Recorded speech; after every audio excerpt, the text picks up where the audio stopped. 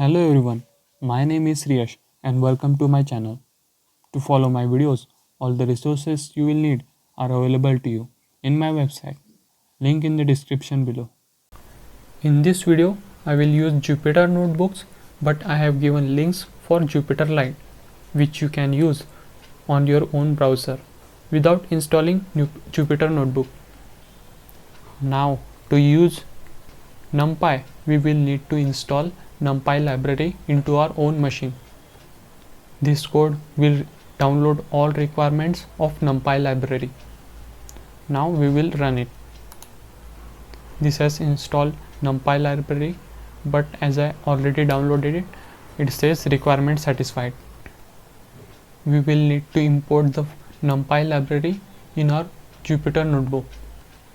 This is required to use Numpy.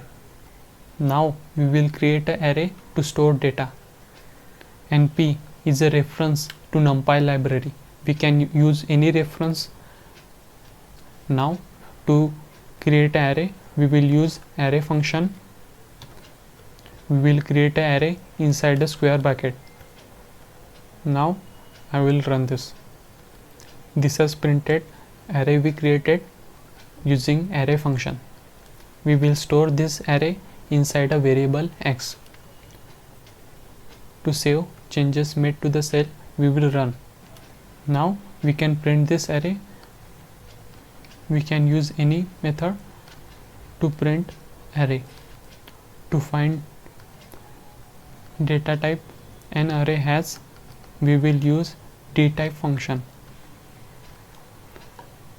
As all elements in the array are integers, it shows integer byte 32. Numpy can create array of any different types of data such as string, float and boolean, but you should not store different types of data in single array. Now we will create array containing string and float.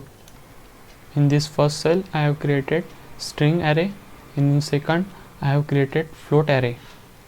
I have also printed data types of each array.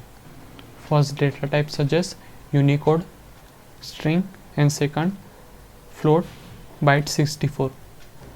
We can also create 2D array like this, but most important thing to remember here is include this array in a square bracket, otherwise it will produce an error.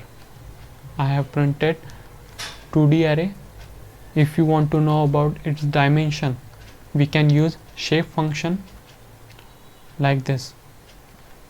It produces 4x3 array, means there are 4 rows and 3 columns. If you want to know about number of elements an array has, we can use size function. Lastly, we will save an array in our machine to use later on, and we will use save function to save an array. It will need 2 parameters. First, file name of array we want to save and array we want to save, which is y.